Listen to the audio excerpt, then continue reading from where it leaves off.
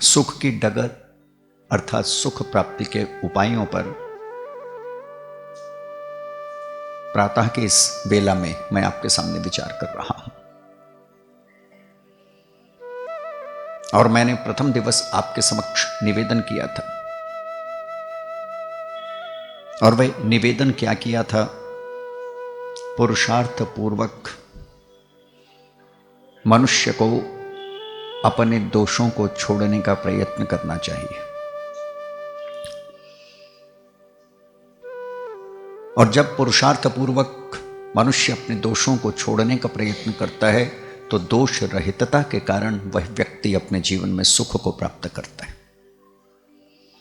और दोषों को छोड़ने के लिए, जैसे कल सांझ में आपके सामने एक बात कहता था, और वह बड़ी महत्वपूर्ण बात थी, स्वीकार करेंगे तो सुधार होगा। दोषों को निश्चित रूप से स्वीकार करना पड़ता है तो सुधार होता है। और जब व्यक्ति अपने दोषों को स्वीकार ही नहीं करता और सोचे मेरे भीतर कोई दोष है ही नहीं, तो सुधार के सारे द्वार बंद हो जाते। रोज नित्य प्रति भगवान से हम प्रार्थना करते हैं, जब यज्ञ करते हैं, पहला ही मंत्र है स्तुति प्रार्थना उपासना का, और ऋषिवर का बड़ा प्रिय मंत्र रहा, विश्वानि देव सवितः दुरितानि परासुव यत भद्रम तन्न आसुव। दोनों मार्ग हैं, दोनों चीजों की प्राप्ति है। एक से निवृत्ति है, एक में प्रवृत्ति है। एक से छूट जाना है, एक को प्राप्त करना है। छूटना किससे है? दुरितों से छूटना है। यह सुख का मार्ग है। दुरितों में धसे रहेंगे तो जीवन दुखपूर्ण होगा, तनावपूर्ण होगा। जीवन दुख की ना समाप्त होने वाली यात्रा बन जाएगा। और दूसरा, भद्र के पथ पे, सद्गुणों के पथ पे चलेंगे तो भी जीवन के भीतर सुख बरसेगा। तो पहले दिन मैंने आपके सामने इन एक दो उपायों की चर्चा की।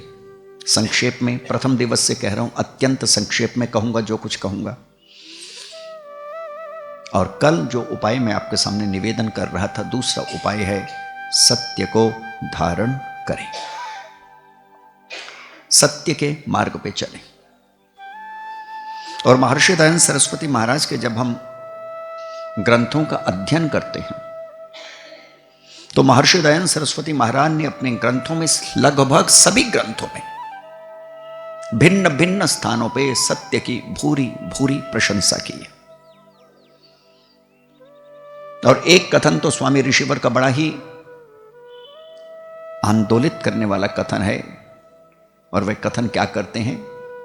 सत्य वक्ता का सभी मान करते हैं, और जो असत्य बोलने वाला होता है उसका कोई भी सम्मान नहीं करता। यह बड़ी महत्वपूर्ण बात है। दूसरी बात, सत्य वक्ता आत्मरक्षक होते हैं, ऋषिवर लिखते हैं, और जो सत्य नहीं कहते वो आत्महंता होते हैं, अपनी आत्मा को मारने वाले होते हैं। तीसरी बात लिखते हैं, जो सत्य वक्ता होते हैं वो जीते जी भी सुख को प्राप्त करते हैं और मरणोपरांत भी सदगति को प्राप्त करते हैं। और जो असत्य वक्ता होते हैं वो जीते जी भी दुख को प्राप्त करते हैं और मरणोपरांत भी दुख यानी भोग योनियों को प्राप्त करते हैं, अंधकार में योनियों को प्राप्त करते हैं। इसलिए ऋषिवर क्या लिखते हैं? ऋषिवर बड़ा सीधा स्पष्ट वचन करते हैं, सुखाभिलाषी के लिए मन वचन कर्म से सत्य का पालन करना अनिवार्य है। इस बात को समझने का प्रयत्न कीजिएगा। एक इक्वेशन के द्वारा समझाने की कोशिश करता हूं। जैसे समझें, एक ट्रायंगल है, त्रिभुज है,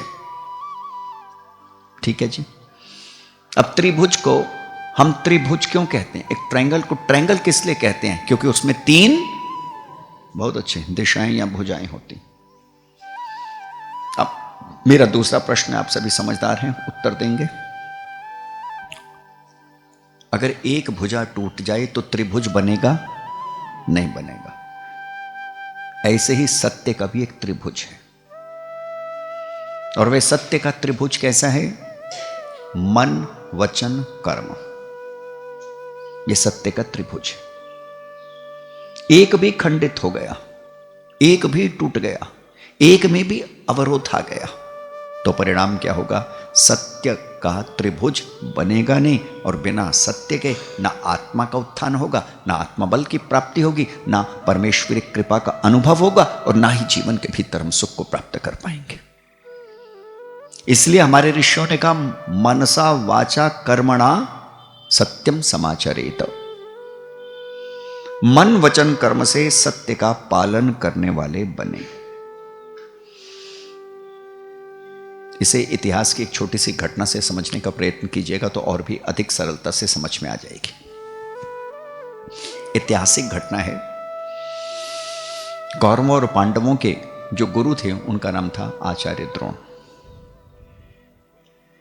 और आचार्य द्रोण ने पांडवों और कौरवों को एक पाठ याद करने को कहा। और वो पाठ याद करने वाला कौन सा था? 3 वचन थे उसके भीतर। और पुनः कह दूं, ये 3 वचन जो इस पाठ के भीतर है, ये भी सुख का आधार है। अगर इन 3 को भी मैंने अपना लिया, आपने अपना लिया, तो जीवन में ना समाप्त होने वाला सुख बरसेगा। सुख ही नहीं बरसेगा, संतोष भी आएगा, तृप्ति भी आएगी, जीवन सफल होगा, और आपको लगेगा आप आनंदित रह रहे हैं, और आपकी विदाई भी आनंदित होगी। और कौन सा पाठ आचार्य द्रोण ने पढ़ाया? सत्यम वद धर्मम चर स्वाध्यायान्म प्रमतः। 3 बातें कह दी, हर व्यक्ति के लिए अनिवार्य हैं। छोटे छोटे 3 सूत्र हैं, थोड़े से ही शब्द हैं, लेकिन इन 3 सूत्रों का आचरण भी सुख की ओर अग्रसर कर देता है। जीवन में सुख की वर्षा करने में सामर्थ्यवान सूत्र हैं ये छोटे छोटे 3। पहली बात कही, सत्य बोलो। दूसरी बात कही, धर्म का आचरण करो। यद्यपि सत्य और धर्म पर्यायवाची। महर्षि मनु, जिनके धार्मिक लक्षणों की व्याख्या मैं सांझ को कर रहा हूं, उन 10 लक्षणों में एक लक्षण ऋषिवर मनु ने धर्म का, सत्य भी स्वीकार किया। अन्य शास्त्रकारों ने भी सत्य की जब मीमांसा की तो उसे धर्म माना है।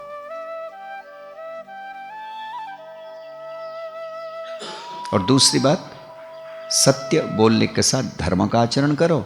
और तीसरी बात कही, स्वाध्याय को कभी मत छोड़ो। सुंदर पुस्तकों के अध्ययन को कभी मत छोड़ो। एक संकल्प के साथ यात्रा करो, नित्य प्रति कहीं से भी जो सुंदर होगा और वेदा अनुकूल होगा, मैं उसका अध्ययन भी करूंगा और उसे अपने जीवन में धारण भी करूंगा। फिर देखना जीवन कैसे परिवर्तित होता है। तो कौरवों और पांडवों को यह पाठ याद करने को दे दिया गया और समय दिया गया 1 दिन। और 1 दिन के बाद जब पाठ सुनने का समय आया तो दुर्योधन से आचार्य द्रोण ने कहा, पाठ याद है? दुर्योधन ने कहा, बिल्कुल गुरुदेव, पाठ याद है। 3 तो ही वचन थे पाठ में, और याद करने में कितनी समस्या आनी थी? कोई समस्या नहीं। आचार्य द्रोण ने कहा, पाठ सुनाओ। पाठ सुनाया गया। दुर्योधन ने पाठ सुनाया, सत्यम व धर्मम च स्वाध्यायान्म प्रमतः। सत्य कहो, धर्म का आचरण करो, स्वाध्याय को कभी मत छोड़ो। आचार्य ने पीठ थपथपाई, बहुत सुंदर दुर्योधन। दुशासन से कहा, तुम सुनाओ। दुशासन ने एक ही सांस में सारा का सारा पाठ सुना दिया, जैसे दुर्योधन ने सुनाया था। आचार्य ने अर्जुन से कहा, अर्जुन ने भी पूरा का पूरा पाठ सुना दिया। भीम से कहा, भीम ने भी पूरा का पूरा पाठ सुना दिया। आचार्य ने युधिष्ठिर से कहा। द्रोण युधिष्ठिर से बोले, युधिष्ठिर पाठ सुनाओ। युधिष्ठिर ने हाथ जोड़े, और हाथ जोड़ते हुए युधिष्ठिर कहते हैं, गुरुदेव याद ही नहीं हुआ, मेमोराइज्ड नहीं कर पाया। आचार्य द्रोण ने कहा, चलो आज नहीं कल सुना देना। कभी कभार ऐसा हो जाता है कि किन्हीं कारणों से आप स्मरण नहीं कर पाते, याद नहीं कर पाते, तो कल सुना देना। अगला दिन आया, पुनः प्रश्न किया आचार्य द्रोण ने और कहा सुनाओ युधिष्ठिर, 3 वाक्यों का ही तो पाठ है, सुनाओ। युधिष्ठिर ने फिर हाथ जोड़ दिया, गुरुदेव याद नहीं हुआ। 3 दिन बीत गए, 4 दिन बीत गए, लगभग 5-7 दिन बीत जाने के बाद आचार्य द्रोण ने पुनः युधिष्ठिर से कहा, युधिष्ठिर पाठ कहो, पाठ सुनाओ। तो 7वें दिन भी लगभग युधिष्ठिर कहता है, गुरुदेव पाठ याद नहीं हुआ। अब आचार्य द्रोण को क्रोध आना स्वाभाविक था, और आचार्य द्रोण क्या कहते हैं, दुर्योधन को देखो, भीम को देखो जो कि मतिमंद है, उसने पहले ही दिन सारा का सारा पाठ सुना दिया, और तुम 7 दिन में कुशाग्र बुद्धि होते भी एक छोटे से पाठ को याद नहीं कर पाए। तो युधिष्ठिर ने जो उत्तर दिया वो अपने आप में बड़ा महत्वपूर्ण था, और युधिष्ठिर उत्तर देते हैं, गुरुदेव यही तो अंतर है मुझ में और दुर्योधन में। समझिएगा, शब्द भी आएंगे, मैं उसकी व्याख्या भी करूंगा। यही तो अंतर है मुझ में और दुर्योधन में। दुर्योधन ने पाठ को कंठस्थ किया है, और मैं पाठ को जीवनस्थ करने की कोशिश कर रहा हूं। कंठस्थ करने का अर्थ क्या है, वाणी में उतारा है, कंठ में उतारा है, पाठ कंठ तक ही सीमित है।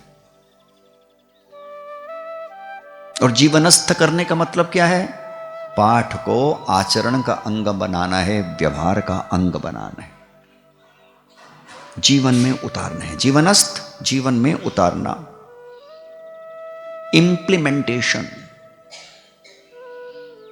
और मेरे आचार्य युधिष्ठिर उत्तर देते हैं, यह तो सबको पता है कि पाठ को बड़ी आसानी से कंठ पे उतारा जाता है, लेकिन पाठ को अगर जीवन में उतारना हो तो बहुत समय लगता है। और जिस दिन ये पाठ मेरे कंठ में उतर जाएगा ना, कंठ से जीवन में उतर जाएगा ना आचार्यवर, मुझे कहने की आवश्यकता नहीं पड़ेगी। जैसे झरने फूटते हैं पहाड़ों से, वैसे ही ये पाठ मेरे जीवन से झरने की भांति फूटेगा। और जहां तक याद करने की बात है, तो मैं भी प्रथम दिन तोते की तरह आपको सुना सकता था। दोनों बातें समझ लीजिएगा। अब यहां पे क्या महत्वपूर्ण संदेश है? महत्वपूर्ण संदेश यह है कि सत्य केवल वाणी का विषय या वाणी का व्यापार या बुद्धि का विलास ही ना हो। अपितु सत्य क्या होना चाहिए? आपके जीवन का अनिवार्य अंग होना चाहिए। मन वचन कर्म से पालन का अभिप्राय ही यही है। मन में भी आप सत्य का चिंतन करें, वचन से भी आप सत्य ही कहें, और कर्मों में भी आपके सत्य होवे। तो जब ये सत्य का त्रिभुज बन जाता है ना, तो फिर मनुष्य को लौकिक और पारलौकिक, नित्य और अनित्य दोनों सुखों की प्राप्ति होती है। और जो युधिष्ठिर ने कहा कि आचार्य जिस दिन ये पाठ मेरे जीवन के भीतर उतर गया, उस दिन कहने की आवश्यकता नहीं पड़ेगी, ये पाठ मेरे जीवन से फूटेगा। ठीक उसी प्रकार जिस दिन आपके जीवन के भीतर भी सत्य उतर गया, आपकी वाणी गौण हो जाएगी, आपका जीवन प्रमुख हो जाएगा। वो पाठ आपके जीवन से भी निर्झर की भांति झरझर करके बहेगा। और समय आने पे हमने देखा और पाया, क्या पाया? कि जिसने पाठ को वाणी पे उतारा था, दुर्योधन, सत्य कहो, धर्म का आचरण करो, उसका पाठ वाणी तक ही सीमित रह गया।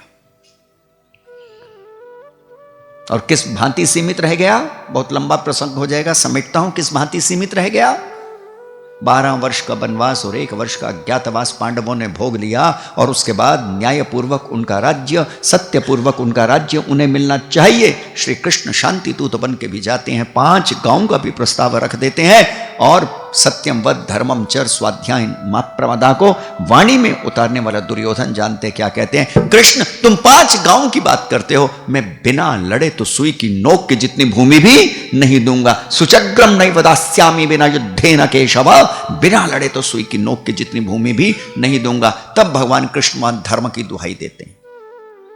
धर्म की बात करते हैं, क्या ये धर्म है, क्या ये सत्य है, क्या ये न्याय है कि पांडव 12 वर्ष का वनवास और 1 वर्ष का ज्ञातवास अपनी दुर्बुद्धि अर्थात जुआ खेलने के कारण भोग चुके हैं, वह अपने पाप कर्म का परिणाम भोग चुके हैं, अब उनका राज्य तुम उन्हें लौटा दो, यही धर्म है।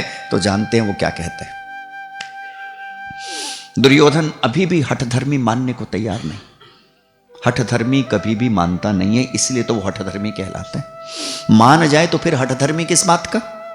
लेकिन दुर्योधन आज भी हठधर्मिता को अपने भीतर धारण किए हुए और क्या कहता है, कृष्ण धर्म की बात मुझसे मत करो, सत्य की बात मुझसे मत करो। मैं भी जानता हूं कि धर्म क्या है, मैं भी जानता हूं अधर्म क्या है, लेकिन मेरी स्थिति क्या है, जानते हुए धर्म में मेरा मन नहीं लगता और ना चाहते हुए भी अधर्म से मेरा मन छूटता। जानामि धर्मम न च मे प्रवृत्ति। जानता हूं मैं धर्म क्या है, सत्य क्या है, न्याय क्या है, सब कुछ जानता हूं, सबका सब मुझे भी पता है। जिस आचार्य द्रोण ने युधिष्ठिर पांडवों को पढ़ाया उसी ने मुझे भी पढ़ाया है, और जिस छोटी सी उम्र के भीतर इन मेरे भाइयों ने पाठ को याद कर लिया था, कंठस्थ कर लिया था, वो पाठ मैंने भी कंठस्थ किया था। लेकिन फिर भी मैं तुम्हें अपनी मनस्थिति कहता हूं, जानामि धर्मम न च मे प्रवृत्ति। धर्म को जानता हुआ भी मैं उसमें प्रवृत्त नहीं होता, उसे नहीं करता। जानामि अधर्मम न च मे निवृत्ति। और अधर्म को जानता हुआ भी मैं उसको छोड़ नहीं सकता। समझ लीजिएगा कितना महत्वपूर्ण कथन कह रहा है। दुराग्रही व्यक्ति की स्थिति यही होती है। महर्षि दयानंद सरस्वती महाराज ने सत्यात प्रकाश की भूमिका में इस बात का उल्लेख किया है। बहुत विषय विस्तृत ना हो जाए, संक्षेप में कह देता हूं। और वहां पे ऋषिवर क्या उल्लेख करते हैं, एक ने प्रश्न किया ऋषिवर से, जीव का आत्मा सत्य और असत्य का जानने वाला है, फिर किन कारणों से जीव सत्य को छोड़ असत्य में प्रवृत्त हो जाता है। सभी के मन के भीतर यह प्रश्न उठता होगा कि हम सत्य और असत्य को जानते हैं, क्योंकि आप चेतन हैं, दृष्टा हैं अपने कर्मों के, आप जानते हैं क्या सच है और क्या झूठ है, आप जानते हैं क्या पाप है और क्या पुण्य है, आप जानते हैं क्या विधि है क्या निषेध है, आप जानते हैं क्या करणीय और क्या अकरणीय है, आप जानते हैं। सब आप जानते हैं, क्या शुभ है क्या अशुभ है, आप जानते हैं। लेकिन फिर भी होता क्या है, कितना सुंदर प्रश्न है। जीव का आत्मा सत्य और असत्य का जानने वाला है, फिर भी ऐसा क्या होता है कि सत्य को छोड़ देता है, धर्म को छोड़ देता है और असत्य में प्रवृत्त हो जाता है। जैसे दुर्योधन कह रहा है, जानता हूं सत्य अर्थात धर्म क्या है, लेकिन फिर भी मन लगता नहीं, और जानता हूं अधर्म क्या है, लेकिन फिर भी मन छूटता। ये भी जानता हूं धर्म से सुख होता है, लेकिन फिर भी धर्म करता नहीं हूं। ये भी जानता हूं कि अधर्म दुख को पैदा करता है, लेकिन फिर भी अधर्म छोड़ नहीं पा रहा। तो ऋषिवर से जब यह प्रश्न किया गया, जो दुर्योधन की मनोदशा थी, हम सब के लगभग मनोदशा वैसी ही है। कौन नहीं जानता कि सत्य से सुख होता है, और कितने हैं जो सत्य को अपनाते हैं, है ना। दोनों बातें हैं। कौन नहीं जानता कि सत्य से सुख होता है, लेकिन कितने हैं जो सत्य को अपनाते हैं। तो सोचिए, विचारिए, क्या मेरा भी सत्य वाणी तक तो सीमित नहीं, जीवन में उतरा हो तो ही लाभ है, अन्यथा विशेष लाभ होने वाला नहीं है। तो ऋषिवर ने क्या उत्तर दिया, यह ठीक है कि जीव का आत्मा सत्य और असत्य का जानने वाला है, किंतु अब जब किंतु आ गया तो सारा का सारा फिर अर्थ परिवर्तन हो गया। हठ, दुराग्रह, अविद्या और प्रयोजन की सिद्धि के कारण असत्य को छोड़ सत्य में प्रवृत्त हो जाता है। 4 बड़े महत्वपूर्ण कारण ऋषिवर ने कह दिए। हठ, ठीक है जी। दुर्योधन की क्या थी, हठ। धृतराष्ट्र की क्या थी, हठ। महाभारत का एक आख्यान पुनः याद पड़ गया, जरा विचार करिए हठ कैसा होता है, समझिए। विदुर नीति को उदाहरण समझिए। उद्योग पर्व महाभारत के भीतर यह विदुर नीति का बड़ा सुंदर प्रसंग है। धृतराष्ट्र चिंतित है, व्यथित है, नींद नहीं आ रही। विदुर को बुलाया गया। महामना विदुर ने पूरे की पूरे विदुर नीति सुना दी। बहुत सुंदर विदुर नीति के भीतर धर्म की व्याख्या और अन्य बड़े महत्वपूर्ण सूत्रों की स्वर्णिम व्याख्या महामना विदुर ने की है। पूरा का पूरा सुना दिया। और जब पूरा का पूरा सुना दिया, ये हठ है समझिएगा, तो अंत में महामना विदुर ने दुर्योधन से पूछा, माफ कीजिए धृतराष्ट्र से पूछा, भ्राता मेरी बात तुम्हारी समझ में आ गई होगी, न्याय धर्म सत्य की व्याख्या मैंने आपके सामने कर दी, तो अब न्याय धर्म और सत्य का पालन करते हुए पांडवों का राज्य उनको लौटा दो, ताकि युद्ध ना हो, ताकि कुल का नाश ना हो। तो जानते हैं हठी धृतराष्ट्र क्या उत्तर देता है? विदुर तुम ठीक कहते हो, लेकिन मैं दुर्योधन के मोहपाश में बंधा हुआ सत्य को स्वीकार नहीं कर सकता, पांडवों का राज्य उनको नहीं दे सकता। समझिए ये हठ है, सत्य सामने है, लेकिन फिर भी आपके कुसंस्कार, अविद्या के कुसंस्कार, आपका हठ, आपके अधर्म के प्रति रुचि इतनी गहरी है कि आप धर्म अर्थात सत्य में प्रवृत्त हो ही नहीं रहे। तो पहली बात, जब हठ आ जाता है ना, तो मनुष्य धर्म के भीतर प्रवृत्त नहीं होता, सत्य के मार्ग पर नहीं चलता। दूसरा कारण ऋषिवर लिखते हैं, संक्षेप में मैंने कहा ना, कहूंगा। और दूसरा कारण क्या कहते हैं? दुराग्रह, है ना। ये शब्द अपने आप में समझिएगा बायस्थ जब आदमी हो जाता है। और दुराग्रह का अर्थ ही केवल इतना होता है, जो मैं मानता हूं वही ठीक है, दूसरे की ठीक बात को सुनना भी नहीं, दूसरे की ठीक बात को मानना भी नहीं, और अपनी गलत बात पे आरूढ़ हो जाना है कि जो मैं कहता हूं वही ठीक है। इसका नाम क्या है? दुराग्रह। आंख खोल के सुने। और जब ऐसी स्थिति आ जाती है तो फिर सत्य सामने होता है, लेकिन फिर भी हम सत्य को अंगीकार नहीं करते, सत्य को स्वीकार नहीं करते, सत्य को अपने आचरण का अंग नहीं बनाते, व्यवहार का अंग नहीं बनाते। और मैं बारंबार एक वाक्य को कहता रहूंगा, ऋषियों ने इस बात को कहा है, जब तक सत्य व्यवहार और आचरण का अंग नहीं बनेगा, पुस्तकीय ज्ञान रहेगा, तो रूपांतरण नहीं होगा, परिवर्तन नहीं होगा। मैं आपको अपने जीवन की एक छोटी सी घटना सुनाता हूं कि दुराग्रह होता क्या है। प्रत्यक्ष प्रमाण पुनः कहता हूं, मैं छोटा था, पढ़ा करता था, और मेरे पिताजी हिंदी के अध्यापक थे। मेरे ताया जी भी हिंदी के अध्यापक थे। उस समय सारे के सारे जो अधिकांशतः व्यक्ति थे अध्यापक ही थे। और जब भी मेरे ताया जी मेरे घर आया करते थे, मैं उनको भोजन कराता, या मैं स्कूल से आ भी रहा होता, विद्यालय से आता, नमस्ते करता, बैठ जाता, या भोजन का समय होता भोजन कराता, तो वो हर बार मुझसे 2 प्रश्न करते थे। अच्छा भी लगता था संस्कार की दृष्टि से, आज जब सोचता हूं बहुत अच्छा था। और वो 2 प्रश्न क्या करते थे? संध्या करता है या नहीं, पहला प्रश्न। अच्छा लगता है। आजकल तो माँ बाप भी नहीं करते, तो बेटों को कहां से कराएंगे, बेटे बेटियों को कहां से कराएंगे, पोते पोतियों को कहां से कराएंगे। और संस्कार दिए नहीं तो अंत में रोने के लिए तैयार रहना, और कोई रास्ता नहीं है। संस्कार ही विकार मुक्त कर सकता है आपकी चेतना को, और कोई दूसरा रास्ता नहीं। आपके घरों को संस्कार ही स्वर्ग बना सकता है। तो मुझे बड़ा अच्छा लगता था, यद्यपि मैं बहुत छोटा था, मेरी उम्र 10-12 वर्ष की भी नहीं रही होगी तब।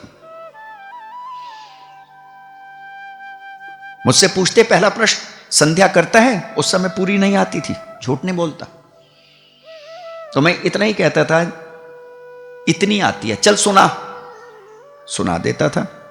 50 पैसे भी मिल जाते थे। और साथ में दूसरा प्रश्न करते थे।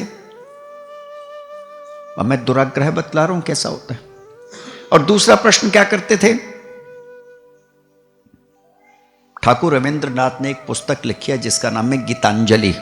संभवतः आप में से किसी ने नाम सुना हो या पढ़ा भी हो, पंडित जी ने तो निश्चित रूप से सुना होगा, जिसके लिए टैगोर को नोबेल पुरस्कार मिला। उस पुस्तक का नाम है गीतांजलि। बहुत अच्छा। और मुझसे पता नहीं उनकी क्या रुचि थी, ये प्रश्न करते थे, अच्छा ये बता, रविंद्रनाथ टैगोर को नोबेल पुरस्कार किस पुस्तक के कारण मिला? मेरी सूचनाएं बढ़ाने के लिए। अब मैं छोटा था, मुझे नहीं पता। 8-10 साल का बच्चा, भला पता क्या, मुझे तो यही नहीं पता था रविंद्रनाथ टैगोर है कौन। तो मैंने उनसे कहा ताया जी मुझे नहीं पता ठाकुर रविंद्रनाथ टैगोर कौन सी रचना के कारण उनको नोबेल पुरस्कार मिला है। तो उन्होंने कहा तुझे मैं बताता हूं। बताओ जी। उन्होंने कहा जिस पुस्तक के कारण रविंद्रनाथ टैगोर को नोबेल पुरस्कार मिला है उस पुस्तक का नाम है गीतांजलि। बोलने वाले होते हैं ना, क्यों पंडित जी, है ना, उच्चारण होता है ना, गीतांजलि। अब शब्द तो गीतांजलि है लेकिन नहीं बोला जाता, या उनको जो भी हो गीतांजलि। शब्दों का अपना महत्व होता है भाई। हर शब्द को सोच समझ के बोलना चाहिए, ठीक उच्चारण करना चाहिए। एक स्थान पे था मैं आर्य समाज में, यज्ञ के बाद प्रार्थना हुई और मैं नहीं जानता वो किस नशे में व्यक्ति गा रहा था, जो भी यज्ञ प्रार्थना गा रहा था। और यज्ञ प्रार्थना में बोलते हैं ना, स्वार्थ भाव मिटे हमारा प्रेम पथ। वो आदमी बोलता स्वास्थ्य भाव मिटे हमारा प्रेम पथ। और मैंने भाई स्वास्थ्य मिट गया तो बचा क्या? लेकिन गाए जा रहे हैं, पता ही नहीं चलता आदमियों को क्या बोले जा रहे हैं। ऐसे वो बोल रहे। उन्होंने कहा पुस्तक का नाम है गीतांजलि। अब मैं छोटा सा था, मुझे क्या पता, मैंने याद कर लिया गीतांजलि। पांव भी छू लिए, धन्यवाद ताया जी, गीतांजलि याद हो गया। अगले दिन स्कूल में गया, हिंदी का पीरियड था। उस संयोग से यही प्रश्न आ गया। टीचर ने पूछा रविंद्रनाथ ठाकुर या टैगोर को नोबेल पुरस्कार किस पुस्तक के कारण मिलता, हाथ उठाओ। मैंने हाथ उठा दिया, किसी ने नहीं उठाया। मैं भी बड़ा खुश, अंधों में काना राजा बन गया मैं भी। मैं भी बड़ा खुश, मैंने हाथ उठाया। उन्होंने कहा वाह भाई वाह, बड़ा ज्ञानी। हाँ बोल। मैंने कहा जी गीतांजलि के इधर आ। अब मैं बड़े गर्व से गया, एक ही लड़का था, एक थप्पड़ मारा खींच के, बेवकूफ कहीं का। हाथ भी खड़ा करता है, पता भी नहीं। मैं बड़ा हैरान। मैंने कहा जी कि गीतांजलि उसका नाम है, गीतांजलि। गीतांजलि अशुद्ध उच्चारण करता है बेवकूफ। मैं चला गया। मैं ठीक है भाई। महीना बीता, ताया जी आए। पहले लोग फ्रिक्वेंटली एक दूसरे के घर आते थे, अच्छी परंपरा थी, भाई भाई के घर जाता था। आजकल तो मोबाइल ने सबका सब खो दिया, खत्म कर दिया। वो जीवन का जो अमूल्य रस था, खा ही गया, पी ही गया। केवल मैसेजेस रह गए, उसके अलावा कुछ नहीं रह गया। तो वो आया करते, एक महीने बाद फिर आए। और एक महीने बाद आए, मैं स्कूल से आया, बैग फेंका, बस्ता फेंका, पांव छुए, नमस्ते, अच्छा संध्या करता है, कौन सा नया मंत्र सीखा है, सुना दिया। उद्वयम तमसस्परि स्वाहा। अच्छा, फिर वही ठाकुर को नोबेल पुरस्कार किस पुस्तक के कारण मिला? याद तो मुझे था ही। मैं गया, मैंने कहा गीतांजलि के इधर आ। मैं एक थप्पड़ मारा, बेवकूफ, पिछली बार बोला था गीतांजलि। मैंने कहा ये बड़ी दुविधा है यार, गीतांजलि बोलता हूं तो मेरा मास्टर मुझे थप्पड़ मारता है, गीतांजलि बोलता हूं मेरा ताया मुझे थप्पड़ मारता है। ठाकुर ने पुस्तक क्या लिखती, मुसीबत मेरे लिए कर दी, है ना। टैगोर लिख गया, मुसीबत मेरी कर गया। अब मैं करूं तो करूं क्या? अच्छा जी। फिर अगले दिन स्कूल पहुंचते हैं, वही पीरियड चल रहा है। फिर सवाल किया रिवीजन के लिए हमारे टीचर ने। अब की बार मैंने हाथ नहीं उठाया, मैंने कहा पहले ही थप्पड़ खा चुका हूं, अब बड़ी समस्या। और फिर एक बार वो फिर आए, फिर उन्होंने प्रश्न किया। पहला प्रश्न संध्या मंत्र सुना दिया। अब जब उन्होंने पूछा ठाकुर को किस कारण से मिला, किताब का नाम बता, इतने में मैंने अपने पिताजी से बात कर ली थी और उन्होंने कहा था बेटा गीतांजलि शुद्ध उच्चारण है, तेरे गुरुजी जो तुझे पढ़ाते हैं वो टीचर ठीक है। मैंने कहा बस बात समझ में आ गई। अब आए कि बताना किस पुस्तक के कारण मिला। अब मैं डरा डरा बोल रहा, छोटा ही था। मैंने कहा जी उस पुस्तक का नाम है गीतांजलि के इधर आ। मैंने नहीं, दूर से। अब नहीं, अब इधर आने का प्रश्न नहीं उठता, अब दूर ही अच्छा है। मैंने कहा लेकिन निवेदन करना चाहता हूं आपसे विनम्र, गीतांजलि है, गीतांजलि नहीं है। जब उन्होंने कहा अच्छा, ये तो बहस भी करने लग गया, ये तो बोलने भी लगा, कल तक तो जुबान नहीं थी, आज बोलने भी लगा। कि तुझे किसने कहा? गीता नजली नहीं है, गीतांजलि है। मैंने कहा मेरे गुरुजी ने कहा, और मैंने कहा गुरुजी से बढ़ के मेरे पिताजी ने कहा। अच्छा एक बात बता, तेरा बाप मेरे से बड़ा है? अब सोचो कि तेरा बाप मुझसे बड़ा है। मैंने कहा नहीं। कि फिर जो मैं कह रहा हूं वही ठीक है, बस इसका नाम है दुराग्रह, है ना। सत्य सामने है, आप शब्द देखो, पदच्छेद करो, विन्यास करो, व्याकरण की संगति लगाओ तो शब्द क्या बनेगा? गीतांजलि। लेकिन दुराग्रह इतना है कि छोटे ने कहा है ना, तेरा बाप मुझसे बड़ा है। मैंने कहा नहीं, कि बस फिर मैं ठीक हूं। छोटे ने कहा है, सत्य सामने है, नहीं स्वीकार करना, तो इसको कहते हैं दुराग्रह। तो इस दुराग्रह को दूर करने का प्रयत्न कीजिए, सत्य के प्रति आग्रह रखिए, अविद्या और स्वार्थ में भी अधिक प्रवृत्त मत कीजिए, सत्य के मार्ग पे चलें।